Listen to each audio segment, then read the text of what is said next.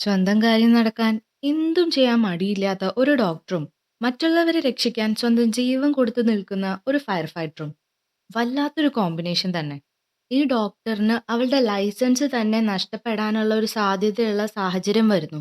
ആ സാഹചര്യത്തിൽ നിന്ന് അവളെ രക്ഷപ്പെടുത്താനായിട്ട് ഈ ഫയർ ഫൈറ്ററിന് മാത്രമേ സാധിക്കുകയുള്ളൂ.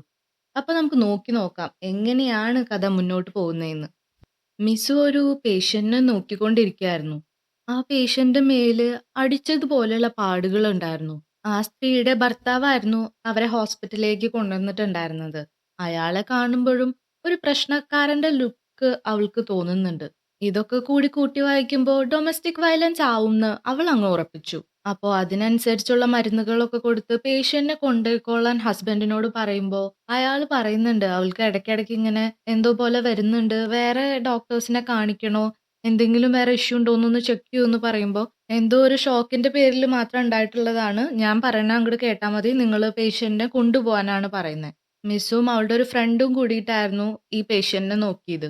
ഇവര് വേറൊരു ഡോക്ടറിനെ റെഫർ ചെയ്തുമില്ല. ഡൊമസ്റ്റിക് വയലൻസ് കേസ് ആണെങ്കിൽ പോലീസിൽ റിപ്പോർട്ട് ചെയ്യണമല്ലോ, അതും ചെയ്യാണ്ടാണ് ആ പേഷ്യന്റിനെ അവിടുന്ന് വിട്ടത്. കുറച്ച് ദിവസങ്ങൾക്ക് ശേഷം ഇതേ സ്ത്രീ അവരുടെ ഹോസ്പിറ്റലിലേക്ക് തന്നെ വളരെ ഗുരുതരമായിട്ട് വരുന്നുണ്ട്. അവര് റോട്ടിൽ വീണിട്ട് റെസ്ക്യൂ ടീമാണ് അവരെ അവിടേക്ക് എത്തിച്ചിട്ടുണ്ടായിരുന്നത്. അപ്പൊ നോക്കുന്ന ഡോക്ടർ എന്തുകൊണ്ട് ഇത് മുന്നേ കാണിച്ചില്ല എന്ന് ചോദിക്കുമ്പോൾ ഭർത്താവിന് വളരെയധികം ദേഷ്യം വരുന്നുണ്ട്. അവര് മുന്നേ ഡോക്ടറെ കാണിച്ചപ്പോ ഇങ്ങനൊരു വിഷയത്തെക്കുറിച്ച് സംസാരിക്കാനോ അതിന് ട്രീറ്റ്മെന്റ് കൊടുക്കാനോ അവര് നോക്കിയിരുന്നില്ലല്ലോ. ദേഷ്യം അടക്കാൻ പറ്റാണ്ട് അയാള് അന്ന് ചെക്ക് ചെയ്ത ഡോക്ടേഴ്സിനെ അന്വേഷിച്ചു പോകുന്നുണ്ട്. അയാളുടെ പോക്ക് കണ്ടിട്ട് അത്ര പന്തിയല്ലാന്ന് തോന്നിയിട്ട് റെസ്ക്യൂ ടീമിന്റെ ഒപ്പം വന്ന കാങ്ങിലും അയാളെ പിന്തുടർന്ന് പോകുന്നുണ്ട്. അയാൾ അവരെ ഉപദ്രവിക്കുന്നതിന് മുന്നേ കാങ്ങിൽ വന്ന് ഇടയിൽ കയറിയിട്ട് അവരെ രക്ഷിക്കുന്നുണ്ട്. അതിനിടയ്ക്ക് അവന് ചെറിയൊരു പരിക്ക് പറ്റുന്നുണ്ടെങ്കിലും അയാളെ സമാധാനിപ്പിച്ച് അവൻ അവിടുന്ന് കൊണ്ടുപോയി. ഈ പേഷ്യന്റിന്റെ കാര്യം വലിയൊരു വിഷയമായി ഹോസ്പിറ്റലില്. ശരിക്കും ആ ലേഡിക്ക് ബ്രെയിനില് ബ്ലഡ് ക്ലോട്ട് ആയിട്ടുണ്ടായിരുന്നു. അതിന്റെ ഭാഗമായിട്ട് ഉണ്ടായ റിയാക്ഷൻ മാത്രമായിരുന്നു മേല് കണ്ട തടിപ്പുകളൊക്കെ. അല്ലാണ്ട് അതൊരു ഡൊമസ്റ്റിക് വയലൻസ് കേസ് ആയിരുന്നില്ല. വേണ്ട ചികിത്സ കൊടുക്കാത്തത് കൊണ്ടാണ് ആ സ്ത്രീക്ക് ഇപ്പൊ ഇങ്ങനെ സംഭവിച്ചിട്ടുള്ളത്. അയാൾ ഇതിന്റെ പേരിൽ പരാതി കൊടുക്കുന്നത് കൊണ്ട് മെഡിക്കൽ മാൽ പ്രാക്ടീസിന്റെ പേരിൽ ഇവൾക്കെതിരെ ഒരു കേസാവും. ഈ കേസുമായിട്ട് മുന്നോട്ട് പോവാണെങ്കിൽ അവൾക്ക് അവളുടെ ലൈസൻസ് തന്നെ നഷ്ടാവും. ഹോസ്പിറ്റലിലെ ലീഗൽ കൗൺസിലായിട്ട് സംസാരിക്കുമ്പോൾ അറിയാൻ സാധിക്കും, ആ ഒരു ഫയർ ഫൈറ്ററിനെ അയാൾ ഉപദ്രവിച്ചിരുന്നല്ലോ. ഫയർ ഫൈറ്റർ ഈ ഹസ്ബൻഡിനെതിരെ ഒരു കേസ് കൊടുക്കുകയോ അല്ലെങ്കിൽ ഇയാളുടെ വയലന്റ് നേച്ചറിനെ കുറിച്ച് ഇവളുടെ കേസിൽ സാക്ഷി പറയുകയോ ചെയ്താൽ മാത്രമേ ഇനി ഇവളുടെ കാര്യത്തിൽ ഒരു രക്ഷയുള്ളൂ. ഫയർ ഫൈറ്ററിനെ അന്വേഷിച്ചിറങ്ങാൻ തന്നെ അവൾ തീരുമാനിച്ചു. അവൾ അവിടെ ചെന്നിട്ട് കാങ്ങിലിനോട് സംസാരിക്കുന്നുണ്ട്. ഈ മുറിവ് അന്നുണ്ടായതല്ലേ, നമുക്ക് കേസ് കൊടുക്കണ്ടേ അയാൾക്കെതിരെ? ഇങ്ങനെ വയലന്റ് ആയിട്ട് പ്രവർത്തിക്കുന്നവരൊന്നും നമ്മൾ വെറുതെ വിടാൻ പാടില്ലല്ലോ എന്ന് പറഞ്ഞ് അവനെ ഫോഴ്സ് ചെയ്യുന്നുണ്ട്. അവൻ തിരിച്ചു ചോദിക്കുന്നത് അവന്റെ ഭാര്യ അവിടെ മരണക്കിടക്കയിൽ കിടക്കാണ്. ആ സമയത്ത് അവൻ അങ്ങനെയൊക്കെ ചിന്തിച്ചതും ചെയ്തതും എനിക്കൊരു വലിയ തെറ്റായിട്ട് തോന്നുന്നില്ല. അവളെ അവിടെ നിന്ന് ഓടിച്ചു വിടുന്നുണ്ട്. ഈ ഒരു വഴി എന്തായാലും നടന്നില്ല. ഇനി അവനെ വശീകരിക്കാനുള്ള ഒരു പ്ലാനിലേക്ക് എത്തി ഡോക്ടർ. ഓരോരോ കാരണം ഉണ്ടാക്കി അവരോരോ മിഷന് പോണ സമയത്തൊക്കെ ഇവള് വളരെ അപ്രതീക്ഷിതമായി എന്ന പോലെ അവനെ കാണാൻ ശ്രമിച്ചു തുടങ്ങി. നമുക്കൊന്ന് ഡേറ്റ് ചെയ്താലോ എന്ന് ചോദിച്ച് അവന്റെ പിന്നാലെ നടക്കുന്നുണ്ട്. അടി കിട്ടിയില്ല എന്നേ ഉള്ളൂ അവന്റെ കയ്യിൽ നിന്ന്. പിന്നൊരു ദിവസം ഒരു ബ്രിഡ്ജിന്റെ മുകളിൽ കയറി നിന്നിട്ട് ആത്മഹത്യാ ഭീഷണി വരെ ഉണ്ടായിരുന്നു. അവൻ അവളെ അവിടുന്ന് പിടിച്ചിട്ട് പോലീസിനെ ഏൽപ്പിച്ചു. നല്ല ആളെയാ പോലീസിനെ ഏൽപ്പിക്കുന്നത്. അവൾ അവിടെയുള്ള പോലീസുകാരെയൊക്കെ മണിയടിച്ചിട്ട് വലിയൊരു ഫൈൻ കിട്ടേണ്ടതായിരുന്നു. അതിന് പകരം കമ്മ്യൂണിറ്റി സർവീസ് ആയിട്ട് മാറ്റി. എന്തായാലും സസ്പെൻഷനിലാണല്ലോ. ഇവനുള്ളത് ഫയർ ആൻഡ് റെസ്ക്യൂ ടീമിലും. കമ്മ്യൂണിറ്റി സർവീസ് ആയിട്ട് ഫയർ ഫൈറ്റിംഗ് ടീമിൽ തന്നെ അവളും ഫ്രണ്ടും കൂടി ജോയിൻ ചെയ്യുന്നുണ്ട്. ഇവർ രണ്ടുപേരും ഫയർ ഫൈറ്റിംഗ് ടീമിൽ ജോയിൻ ചെയ്തതിന്റെ ഒരു സന്തോഷത്തിന് അവരെല്ലാവരും കൂടി ഒരു ടീം ഡിന്നറിന് പോകുന്നുണ്ട് അന്നത്തെ ദിവസം. അവിടെ ഫുഡ് കഴിച്ച് ഡ്രിങ്ക്സ് ഒക്കെ കഴിക്കൽ കഴിഞ്ഞ് എല്ലാവരും പല വഴിക്ക് പോയി. ഇവര് രണ്ടുപേരും മാത്രമായി അവസാനം. ഇവനോട് ഒരു റൗണ്ടും കൂടിയും ഡ്രിങ്ക്സിന് പോവാന്ന് പറയുമ്പോൾ അവൻ അവളെ ഒഴിവാക്കി. അവള് തിരിച്ചു നടന്നു പോകുമ്പോ അവിടെ അവള് പെട്ടെന്ന് തലചുറ്റി വീഴുന്നുണ്ട്. അവൻ ആകെ പാനിക്കായി അവളെ എടുത്തുകൊണ്ട് ഹോസ്പിറ്റലിലേക്ക് ഓടുകയായിരുന്നു. കുറച്ചു ദൂരം പോകുമ്പോഴേക്കും അവൾക്ക് ബോധം വരുന്നുണ്ട്. എന്നിട്ട് അവള് നിർബന്ധിക്കുമ്പോ അവര് വീണ്ടും ഡ്രിങ്ക്സ് കഴിക്കാൻ പോയി. അവിടെ ചെന്ന് കുടിച്ച് രണ്ടാൾക്കും വലിയ ബോധമൊന്നും ഉണ്ടായിരുന്നില്ല. അവനാണെങ്കിൽ അവിടെ കണ്ടൊരു സ്റ്റൂളിനെയും കെട്ടിപ്പിടിച്ചാ നടന്നിരുന്നു. അവിടെ ഉണ്ടായിരുന്ന കുറച്ചു പേരായിട്ട് വഴക്കുമായി. എന്നിട്ട് ഇവരെ എല്ലാവരും പിടിച്ച് പോലീസ് സ്റ്റേഷനിൽ കൊണ്ടു. അപ്പോഴും നമ്മുടെ ആള് സ്റ്റൂള് വിട്ടിട്ടില്ല. അവൾ ഓൾറെഡി ഒരുത്തന്റെ ചെവി കടിച്ചു പറിച്ചിട്ടാണ് പോലീസ് സ്റ്റേഷനിൽ എത്തിയിട്ടുണ്ടായിരുന്നത്. അതുകൊണ്ട് അവളെ അവിടെ നിന്ന് വിടുന്നില്ല. റെസ്ക്യൂ ടീമിലെ ക്യാപ്റ്റനും ഇവന്റെ ഫ്രണ്ടും കൂടി വന്നിട്ട് അവനെ അവിടെ നിന്ന് ഇറക്കിക്കൊണ്ട് പോകുന്നുണ്ട്. എടുത്തോണ്ട് പോകുമ്പോ പോലും ആ സ്റ്റൂൾ അവൻ വിട്ടിട്ടുണ്ടായിരുന്നില്ല. അടുത്ത ദിവസം കണ്ണു തുറക്കുമ്പോഴും അവന്റെ കയ്യിൽ ആ സ്റ്റൂൾ ഉണ്ടായിരുന്നു. അവൻ ഓൾറെഡി മാരീഡ് ആയിരുന്നു. അവന്റെ വൈഫിന്റെ ചില ഓർമ്മകളൊക്കെ വന്നിട്ടാണ് അവൻ ആ സ്റ്റൂളിനെ അങ്ങനെ പിടിച്ചുകൊണ്ടിരുന്നത്. അവന്റെ വൈഫ് ഓൾറെഡി മരിച്ചിട്ടുണ്ടായിരുന്നു. അവൻ നേരെ പോലീസ് സ്റ്റേഷനിൽ പോയിട്ട് അവളെ ഇറക്കിക്കൊണ്ട് വരുന്നുണ്ട്. അവര് തിരിച്ചു പോണ വഴിക്ക് അവന്റെ കാറിൽ അവന്റെ വൈഫിന്റെ ഫോട്ടോ കാണുന്നുണ്ട്. അത് അവന്റെ വൈഫായിരുന്നെന്നും അവള് മരിച്ചുവെന്നും അവള് മനസ്സിലാക്കുന്നുണ്ട്. ഇപ്പോഴും അവൻ അതിന്റെ വിഷമത്തിലാണെന്ന് മനസ്സിലാക്കിയിട്ട് അവൾ അവനോട് പറയുന്നുണ്ട്, "ചെറുപ്പത്തിലേ എനിക്ക് എന്റെ അമ്മേനെ നഷ്ടപ്പെട്ടു. നമ്മൾ അത്രയും സ്നേഹിക്കുകയും ആശ്രയിക്കുകയും ചെയ്യുന്ന ഒരാൾ നമ്മളെ വിട്ടുപോകുമ്പോൾ അത് എത്ര വിഷമാണെന്ന് എനിക്കറിയാം. നമ്മൾ ആകെ ബ്ലാങ്ക് ആയി പോവും. നമുക്ക് നമ്മളെ തന്നെ നഷ്ടപ്പെട്ട പോലത്തെ ഒരു ഫീല്. പക്ഷേ ഞാൻ അതിൽ നിന്നെല്ലാം റിക്കവറായി. നീയും അതൊക്കെ മറക്കാൻ ശ്രമിക്കണം. മരിച്ചവര് മരിച്ചു. ജീവിക്കുന്നവർക്ക് ഇനിയും ജീവിതം മുന്നോട്ട് കൊണ്ടുപോകണ്ടേ?" അവനും ആകെ ഇമോഷണൽ ആയിട്ട് അവള് പറയണ കാര്യങ്ങളൊക്കെ കേട്ടിരിക്കുകയായിരുന്നു. ആ സമയത്താണ് അവൾക്ക് പെട്ടെന്നൊരു കോള് വരുന്നത്. അതവളുടെ അമ്മയായിരുന്നു. സത്യത്തിൽ അപ്പൊ പറഞ്ഞ കാര്യങ്ങളൊക്കെ വെറുതെയായിരുന്നു. ഇത് കേട്ടതും അവളെ പിടിച്ച് പുറത്തേക്ക് ഇട്ടിട്ട് അവൻ പോയി. അവര് പല പല റെസ്ക്യൂ മിഷനുകൾക്കും പോകുന്നതോടൊപ്പം ഒരു ഫാക്ടറിയിൽ അവര് പോയിട്ടുണ്ടായിരുന്നു. ഫുൾ ടീമായിട്ടാണ് പോയിട്ടുണ്ടായിരുന്നത്. അതൊരു വെയർഹൗസ് ആയിരുന്നു. അപ്പൊ അവിടെ ഗ്യാസ് ലീക്കായിട്ടാണ് ഇവര് പോയിട്ടുണ്ടായിരുന്നത്.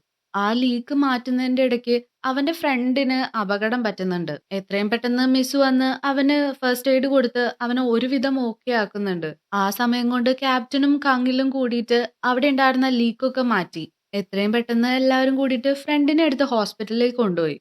മിസ്സും കങ്ങിലും വന്നുകൊണ്ടിരിക്കുന്ന സമയത്ത് മിസ്സു പെട്ടെന്ന് അവിടെ തലചുറ്റി വീണു. അവളെ എണീപ്പിച്ച് കൊണ്ടുപോകുന്നതിന് മുന്നേ എല്ലാവരും പോയി എന്ന് വിചാരിച്ചിട്ട് ആ വെയർഹൗസിലെ ആൾക്കാര് ആ റൂം ലോക്ക് ചെയ്തിട്ടുണ്ടായിരുന്നു. അതാണെങ്കി ഒരു ഫ്രീസറിന്റെ പോലത്തെ സെറ്റപ്പായിരുന്നു. പെട്ടെന്ന് തന്നെ അവൾക്ക് ബോധം വരുന്നുണ്ട്. പക്ഷേ അവർക്ക് അതിന്റെ ഉള്ളീന്ന് പുറത്തേക്ക് കടക്കാനായിട്ട് യാതൊരു വഴിയും ഉണ്ടായിരുന്നില്ല. അവള് കുറെ ഓടാനും ചാടാനും ഒക്കെ നോക്കുന്നുണ്ട്. ശരീരം ചൂടായിട്ടിരിക്കാൻ വേണ്ടിയിട്ട്. അത്രയും തണുപ്പ് കൂടി വന്നു. ഇനിയും കൂടുകയാണെങ്കില് അവരവിടെ ഇരുന്ന് മരിച്ചുപോവും. അവൾ ഓൾമോസ്റ്റ് ഇങ്ങനെ ബോധം കെടാറായ പോലെ ആയി തുടങ്ങണ സമയത്ത് അവൾ അവനോട് ചോദിക്കുന്നുണ്ട്, "ശരിക്കും നിനക്ക് എന്നെ ഇഷ്ടല്ലേന്ന്?" അങ്ങനെ അവളുടെ ബോധം പോയി. അവൻ പറയുന്നുണ്ട്, "ആണ്, എനിക്ക് നിന്നെ ഇഷ്ടമാണെന്ന്" പറയുന്നുണ്ട്. തണുപ്പ് കൂടി വന്നു. അവനാണെങ്കിൽ അവളെ മാക്സിമം ഹഗ് ചെയ്ത് കിടന്നു. അത്രയെങ്കിലും ചൂട് കിട്ടി അവര് രക്ഷപ്പെടുകയാണെങ്കില്. ഈ സമയത്ത് മറ്റവന് ട്രീറ്റ്മെന്റ് കൊടുത്തുകൊണ്ടിരിക്കുന്നതിന്റെ ഇടയ്ക്കാണ് ഇവര് രണ്ടുപേരും എത്തിയിട്ടില്ല എന്നുള്ള കാര്യം അവര് ശ്രദ്ധിക്കുന്നെ. എത്രയും പെട്ടെന്ന് അവര് തിരിച്ച് ആ ഫാക്ടറിയിലേക്ക് വരുന്നുണ്ട്. അവിടെയുള്ളവരെ അറിയിക്കുന്നുണ്ട്. എന്നിട്ട് അവരെ അവിടുന്ന് രക്ഷിച്ചുകൊണ്ട് പോയി. ഈ ഒരു സംഭവത്തിന് ശേഷം അവൻ കുറച്ചുകൂടി അവളോട് അടുക്കാൻ തുടങ്ങി. അവളാണെങ്കി അവന്റെ പേഴ്സണൽ ഡോക്ടർ പോലെയാണ് പിന്നാലെ നടക്കുന്നെ. അങ്ങനെ അവര് കൂടുതല് അടുത്തറിയാൻ തുടങ്ങി. അവര് റിലേഷൻഷിപ്പിലായി. അവര് തമ്മില് സ്നേഹം വളർന്നുകൊണ്ടിരുന്നപ്പോഴും അവനെ അവന്റെ പാസ്റ്റ് പിന്തുടർന്നുകൊണ്ടിരുന്നു.